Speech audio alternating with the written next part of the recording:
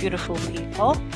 If you're watching outside and it's a bit windy, it's a very hot day in the UK. If anyone's like living here, it's like so bad.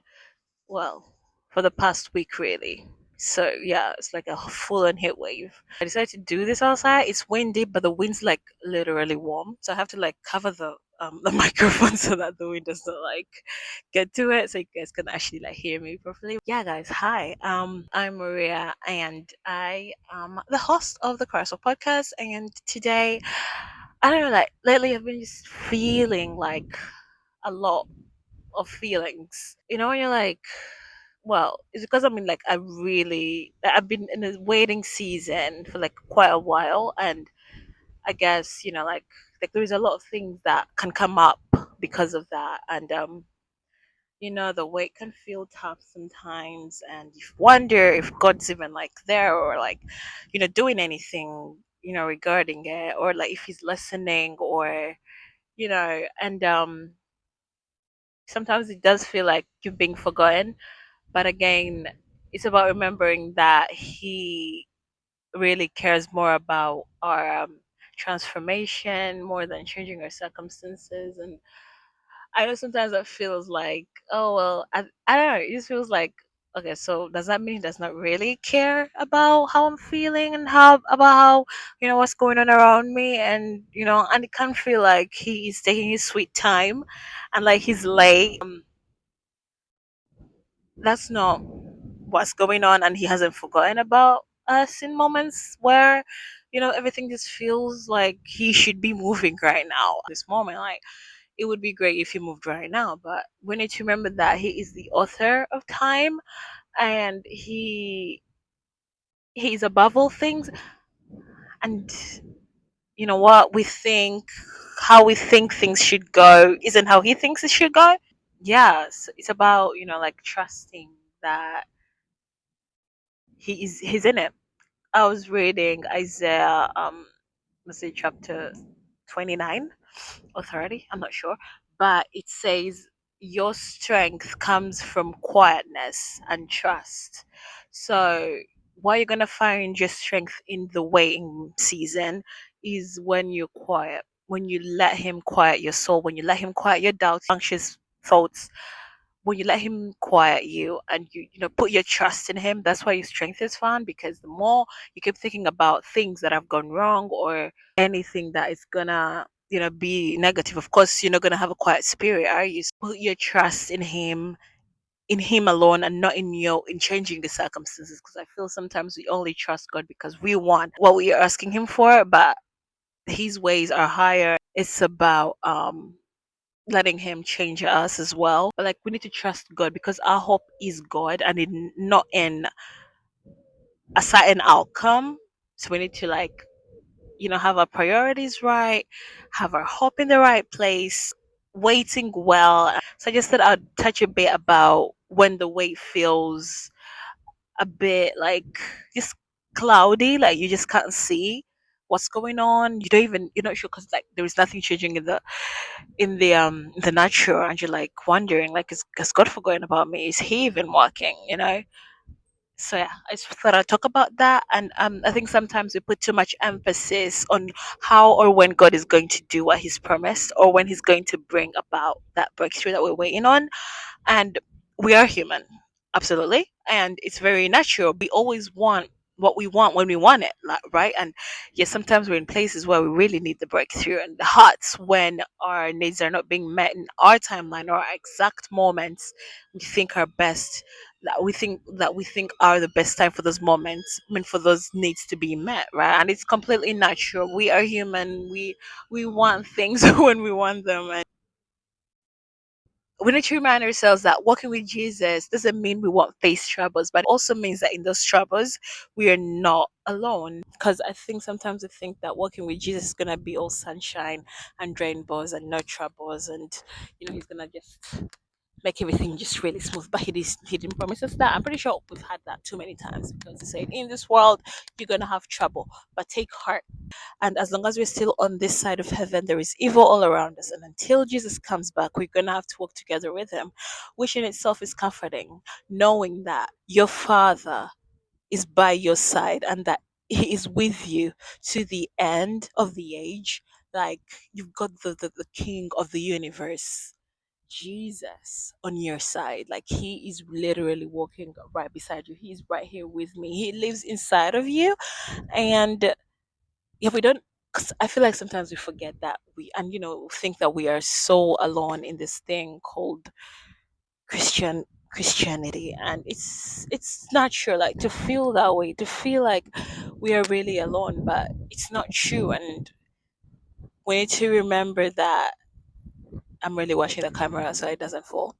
Please don't let it not fall.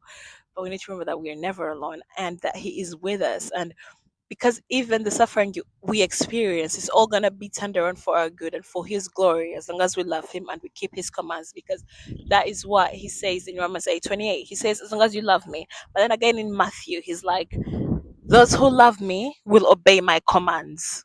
So if you really love Him, you're going to listen to Him, right? You're going to do what He is asking of you, right? Because it's actually all for your good anyway, because it's not even, it's just bringing you closer to Him, so it's benefiting you. It's not because He wants to keep you away from having fun, as people may say, as being free, which people might think is freedom until you try to get out of it. You might think sin is freedom until you try to get out of it, and you'll see how entangled you've been in that sin. So when He says He has come to give us life and to give it to us to the fullest, that means that there is freedom in Him, and sin is not freedom. Things that you are enjoying right now, having sex before marriage, for example, Satan makes them look fun. They're actually entangling us deeper and deeper, being away from God and not having a personal relationship with Him, and making us live in lukewarm lives. Like, that is not freedom. Freedom is found in Jesus, because He has said that He wants to give us life to the fullest. Life to the fullest means personal relationship, living by His commands, living in His ways, because His ways are way better than any way that we would ever take, because we think we know best, but we don't actually. So, yeah, we need to love. Those who love me will keep my commands. And notice that love comes before keeping the commands, right? So, because when you love Him and you delight in Him, you're going to naturally want to keep His commands anyway. Because if you truly love someone, you are going to try, like, and do what you think they like, to please them. Because if you delight in someone so much, it's just a relationship. Like, think about any relationship that, like, a relationship between husband and wife, or a boyfriend and girlfriend, or whatever relationship. That is the same relationship that we have with God. I just feel like sometimes we forget the normal relationships, like, He's a person who is there with us, and He wants, how you show up for a relationship with someone that you love is exactly how you should show up with God. Like, it's a two-way thing. You draw near to Him, He draws near to you. You talk to Him, He talks to you. Like, it's not a one-sided thing, and you do not have to, like, try so hard to keep it. He is in charge actually, and He is the leader, and He leads us. All you have to do is journey to Him, and naturally you're gonna want to keep those commandments that He has set, right? Because they're good, and He's good, and you're gonna realize that all those commands actually are out of love, out of His love for you, and not to keep you from having fun, like people call it. But yes, either way, it's a win-win situation. Whether we go through sickness or long waiting periods or overwhelming and scary circumstances, God is gonna be right beside us, carrying us through it all, right? I don't know if this is any consolation, guys, but it's all gonna be okay. Whatever you're walking through, whatever it is that you feel that is just really dark, it's all gonna be okay. And He hasn't forgotten about you, and He sees you, and He loves you, and God is near to the brokenhearted, and He saves those that are crushed in spirit. So He's right there with you. Like, there is that peace that He offers when you are in, circumstances that are just, that you don't know how you're gonna get out of. He's right there with you. You just need to cling to God. I don't know if you guys have noticed that most times He decides to actually leave us in the dark. Like how He, like, for His resurrection, when He died, after that something supernatural happened because Jesus came back to life, right? And it was a mystery.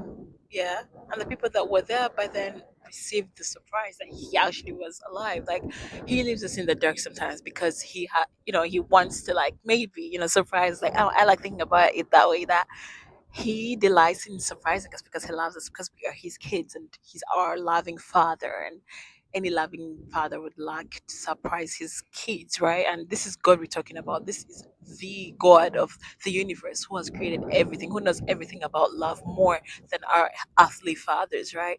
Like, how much more would he want to surprise his kids, right? Like, I like this Bible verse that says, if you who are evil know how to give um, gifts to your kids, how much more does your heavenly Father wants to give good gifts to those who ask him, right? So I think he also delights in just surprising us, right? And maybe that's why it feels dark right now. Maybe that's why it feels, uncertain, because he doesn't want to give away the surprise, right? Because he's cooking something bigger than you could ever think or imagine. So I don't think that giving up right now is the right call, or giving up your faith, or giving up your trust in him. um I think that we should just trust that he loves us enough to provide for each and every need. Instead of doubting God, let us choose to doubt our doubts, because in moments like this, our faith is strengthened. Our faith, we persevere. James says that, rejoice in trials, because our faith is being strengthened. Like, we're being transformed, we're being matured by God in those trials, and your faith is being strengthened, you're being changed, you're being transformed into the person that God created you to be. And yeah, and also, like, just remember Jeremiah 29:11. For I know the plans that I have for you, plans to prosper you and not to harm you, plans to give you hope and a future. And he's not man that he should lie. And if he says he has plans to do good to you, does not mean that it's gonna be, of course, in your timing or in your own way, but some way or the other, is gonna you're gonna look back and you're gonna wonder, you're gonna realize why he made you wait, or why that season felt painful, or how he came through. And you're gonna look back and you're gonna see that breakthrough over and over again, because he's faithful and he always shows up for his children, because that's who he is. He's just loving and kind. Yeah, thank you guys for listening to the Cars Walk podcast. I hope you learned something from this. But yeah, just hang in there, guys. It's gonna be okay. Okay, just hang in there. And I love you guys. And yeah, bye. Mwah.